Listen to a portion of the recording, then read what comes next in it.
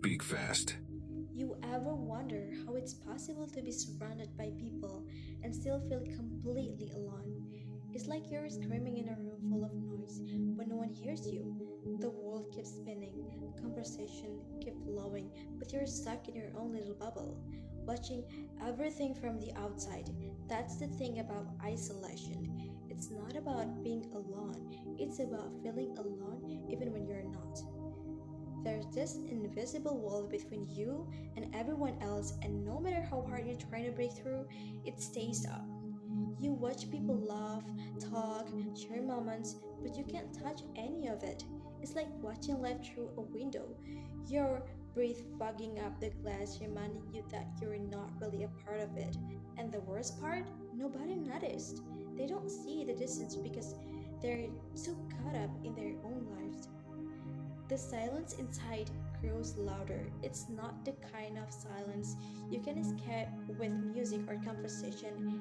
It's the silence that sits in your chest, the one that creeps into your thoughts late at night, in the silence that make you question everything. Who are you really?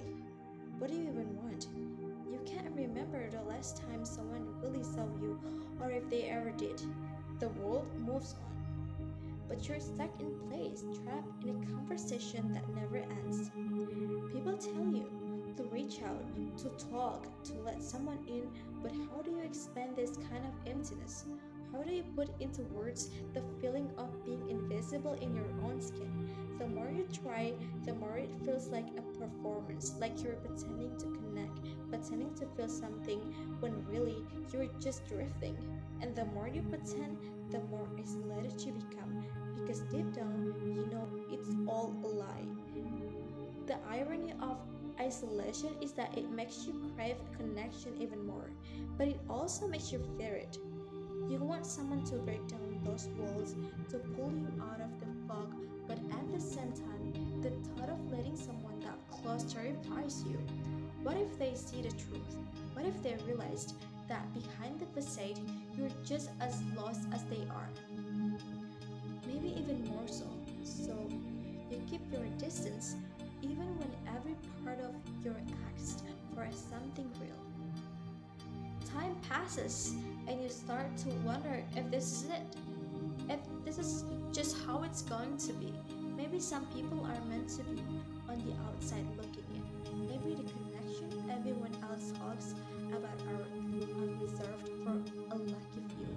You watch them live their lives wrapped in warmth you can't touch, and you tell yourself it's okay. You tell yourself you don't need it, even though you do. You try to fill this space with distraction, work, hobbies, whatever you can find, but nothing sticks. The void remains, and no matter how much you pile on top of it, it's always there, waiting for you when the noise dies down. It's that quiet, knowing emptiness that never goes away, reminding you that no matter how hard you try to distract yourself, the truth is always there, lurking beneath the surface. So you get used to it. You get used to the isolation, to the distance, to the quiet. You learn to live with it, even though it still hurts. You tell yourself you're stronger for it, that it's better to be alone than to risk the pain of connection. But deep down, you know it's a lie. You know the strength doesn't come from shutting yourself up.